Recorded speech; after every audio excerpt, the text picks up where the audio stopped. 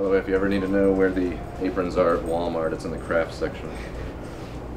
That will save you 2 hours. Ever since 2006 with like Leviathan, we've enjoyed shooting just worlds that don't exist. But in November there was a shoot that really dealt with death. There was a lot of death in and around all of our lives, and it was just something that we didn't understand and we wanted to figure out. We were going out to figure out through a fine art level.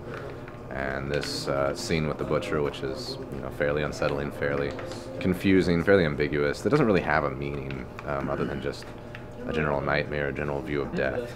So we're just sort of continuing our research and our travel through the idea of death and the ideology of dying and suffering and pain. And you said there was an idea from right there. You guys talked about Synecdoche, New York, right? Yeah, the most depressing movie we've watched lately.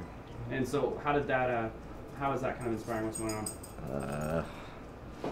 Really, the movie itself is not. The movie itself was just beautiful and terribly, wonderfully depressing on the idea that life is what it is, and then you die, and it really, there are some high points and there are many more low points, and so in a general depressed mood, we were like, let's create great art through depression, and that's, I suppose, or let's create art through depression. I don't know, it's great.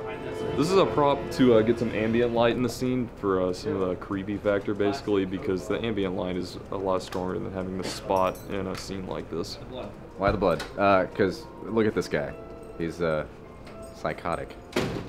So you figure there's got to be blood involved. The idea is that he doesn't kill people, he doesn't kill animals necessarily, but you don't know what he does here with all these sort of red-ish rags. And as far as I can gather, there's some creepy dude likes to cut up things that are bloody, kind of a freaky Halloweenish type setting. So only appropriate for Thursday. Right. It's Thursday, springtime, time for blood. So Spencer did the bulk of this great work, just planning out how generally creepy all these hooks were, and we were up at midnight last night banging this metal into the deal, and we used gasoline illegally to light the metal on fire to create that beautiful texture we got. So I mean, it was down to a T. It was fairly important that at least the items were very detail oriented. At 31 megapixels, I think it's wonderful that the idea is you can zoom in and see what we've done and see how much attention to detail we've done.